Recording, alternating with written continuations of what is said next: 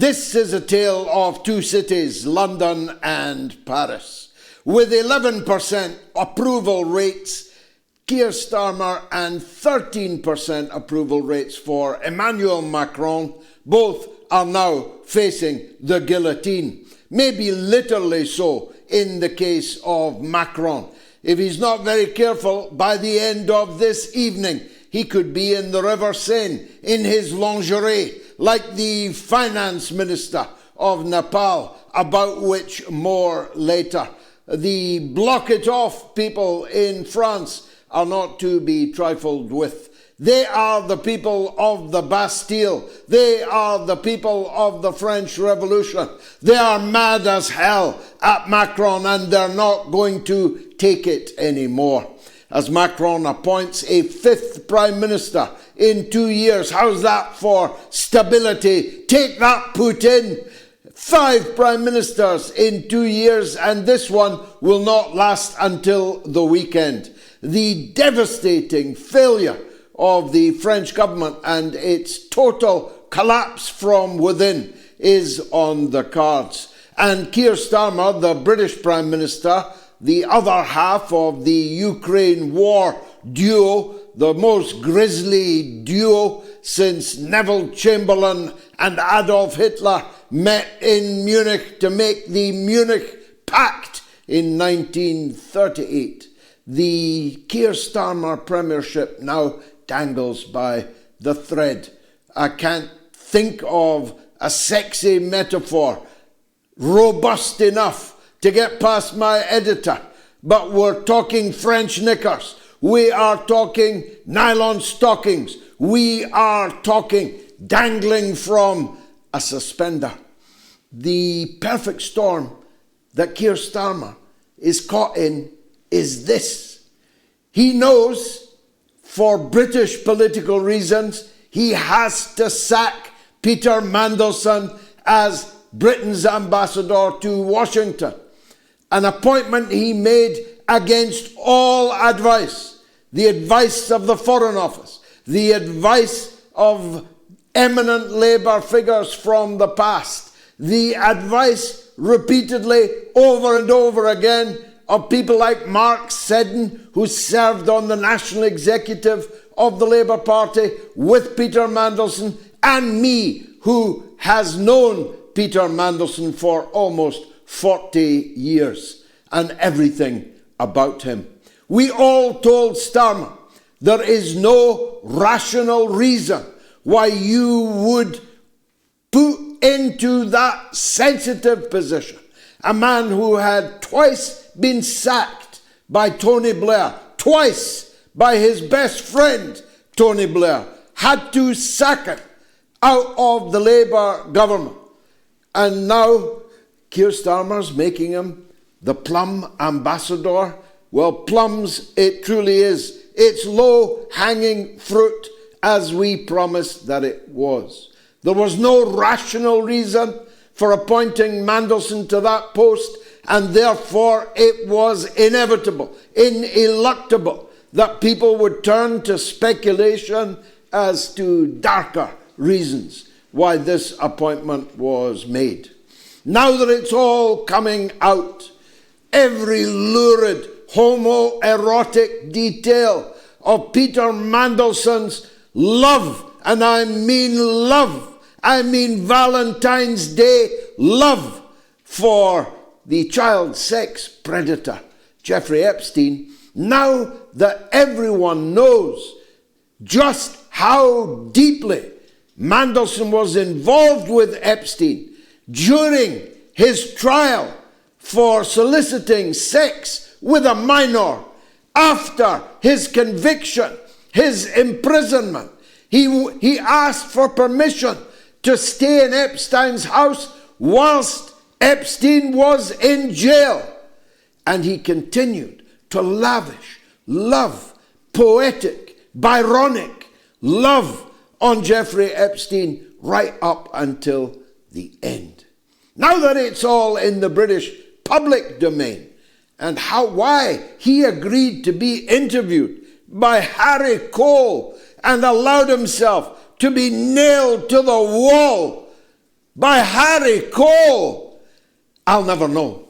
He must have thought, like Prince Andrew in his famous interview, that there was nothing with a wing and a prayer that he could not pull off. Perhaps he thought that Cole would be loyal to him. After all, these people were all bosom buddies at Westminster not so long ago.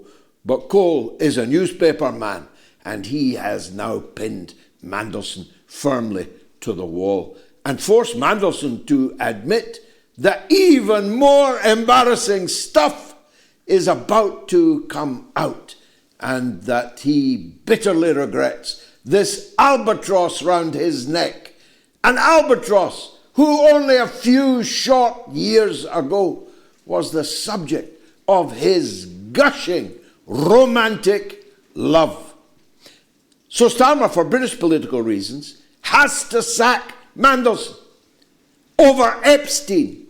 The problem is the mountain of troubles that will give to Donald Trump in Washington, because Mandelson and Trump are both deeply implicated in the sordid, degenerate affair of the Epstein files. And so if the British ambassador is sacked by Keir Starmer over Epstein from his job in Washington as Britain's ambassador, that's going to unleash new political forces against Donald Trump and force Trump still more difficulties in refusing to come clean about his own involvement with Epstein. The only consolation that I can see in Starmer's very difficult political position now is that his putative successor, the one that's been limbering up in the wings, Wes Streeting, is himself the adopted political son of Peter Mandelson and Tony Blair. Wes Streeting, there he is there as a schoolboy with Peter Mandelson. He can't say anything about Mandelson because Mandelson's got all the goods on him. And for all we know, maybe he's got all the goods on Starmer. And so, whilst I predicted to you that Keir Starmer will be out by Christmas, I'm thinking of bringing that forward to Halloween. So, Macron might be out. Starmer might be out. Mandelson might be out. Bareback is back. And what's happening elsewhere in the world? Well, it must have been a salutary sight to these tyrants who rule against the wishes of their own people, like Merz, like Macron, like Starmer, to see the Prime Minister and the Finance Minister and sundry ministers and their spouses being literally ragged by the angry youth of Gen Z in Kathmandu. In his underwear, the finance minister was bundled into the river. Make sure you've got clean lingerie on, Mr. Macron. You never know how this night is going to end, if you get my drift. Now, what happened in Nepal? Well, I have a sage by the name of John Bevan, a long-standing and intellectual friend of mine who knows Kathmandu and Nepal like the back of his hand. And he advised me today not to go down the line that I am going to go down. But in acknowledgement to him, I should say that the political class in Nepal has become a byword for incompetence and corruption. Of that there is no doubt. It's not the case that because something is an American-funded, led, coordinated colour revolution, that there are no real grievances amongst the people who are being used by that colour revolution. in the case of Nepal and other cases, there are multiple reasons for hating your government. Bangladesh was a close-by case in point. It's the case that the ordinary Nepalese is living on $1,400 a year. It's the case that the ministers, and particularly the children of the ministers in countries like Nepal, are living the life of Riley. Who was Riley, by the way, and why do we keep quoting him? The life of Riley was definitely being led by the progeny of the political parties, the political class, and I mean all of the political class, of both sides of the aisle, and including the once popular and powerful Maoist organization. Daily corruption was the experience of the ordinary citizen of Nepal. But that's not the reason that the parliament is on fire, the airport is on fire, the ministers are in the river, the prime minister has fled somewhere for safety. That's not the reason. The reason that Victoria Nuland, the reason that Samantha Power, the reason that George Soros, the reason that Uncle Tom Cobley and all have pushed their Trojan horses into Kathmandu has nothing to do with corruption. If it were, they'd all be in Riyadh, wouldn't they? They'd all be in the Persian Gulf, in every one of these American satrapies, about which, again, more later. No, it's not the corruption of the Nepalese political class. It's the proximity to China. It's the fact that the Prime Minister of Nepal was just days ago on the red carpet with Xi Jinping at the 80th anniversary celebrations. It's the fact that Nepal has effectively been lost by the Western political system that managed to control it for so very long, managed to see off multiple crises, including the threat from Maoism in its mass form itself. They lost control and they were determined to get it back. They are determined to punish anyone.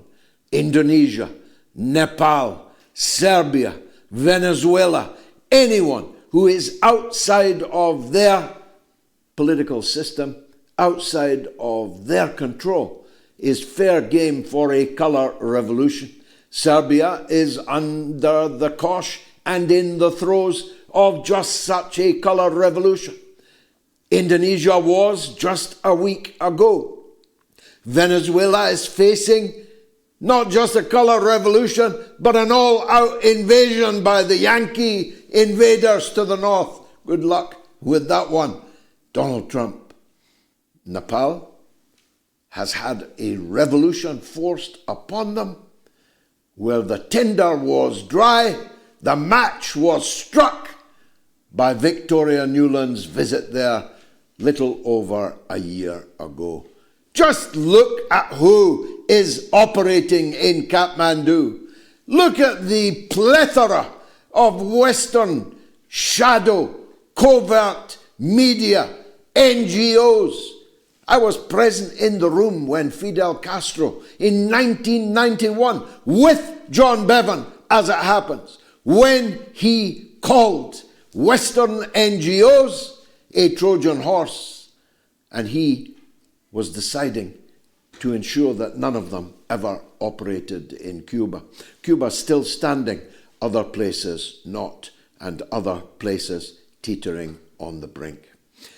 But I must turn, before I close, to the astounding events in Doha, in Qatar, this week. It's one of these things that if it were not for the death of innocent people, 5 of them, 6 of them, 7 of them, who knows exactly how many by the end of their intensive care.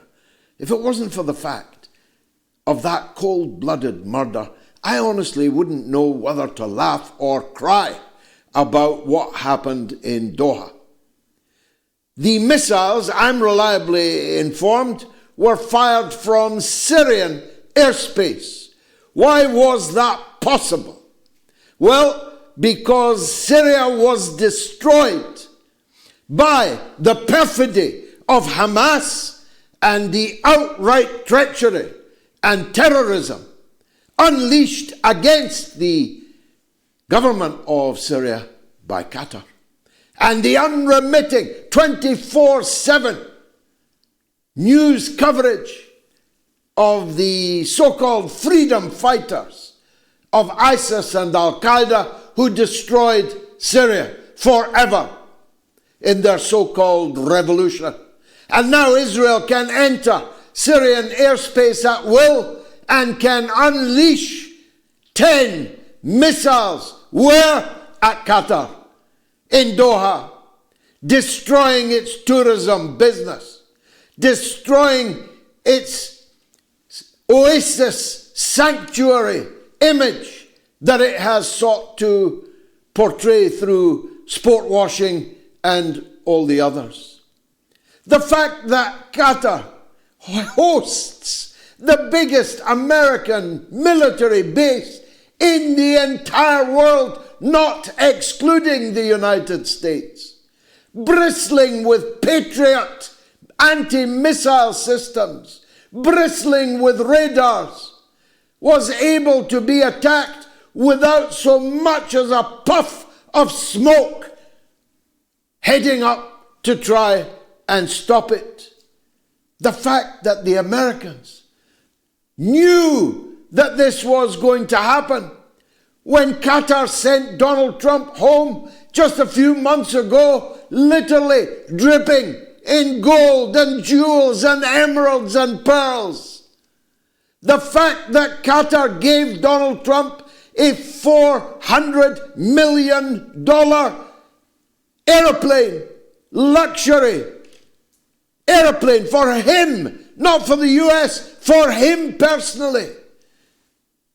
And Trump knew that these missiles were incoming, must have known for days in advance, if not weeks or months, that this attack was coming. The fact that he cannot condemn it, the fact that he phoned the government of Qatar 10 minutes after the first missiles had landed, all show the absolute complicity of Donald Trump with Netanyahu in this treacherous stab in the back. Some say that Qatar were in on it. I'm not one of those. I think that Qatar has been utterly humiliated, grievously damaged, diplomatically, financially, culturally, in every sense. It is the very essence of Gulf Arab hospitality that the owing of an oath of protection upon which you must be prepared to sacrifice your own life to protect guests that you have invited into your home would all be utterly destroyed if it were the case that Qatar had been in on it. I don't believe they were. I believe that Qatar was just another one in the long line of monkeys who imagine that by showering gifts of gold, frankincense, and myrrh upon the Khawaja means that they like you, means that they respect you, means that they'll keep their promises to protect you. It's all coming up on the mother of all talk shows. Don't go away.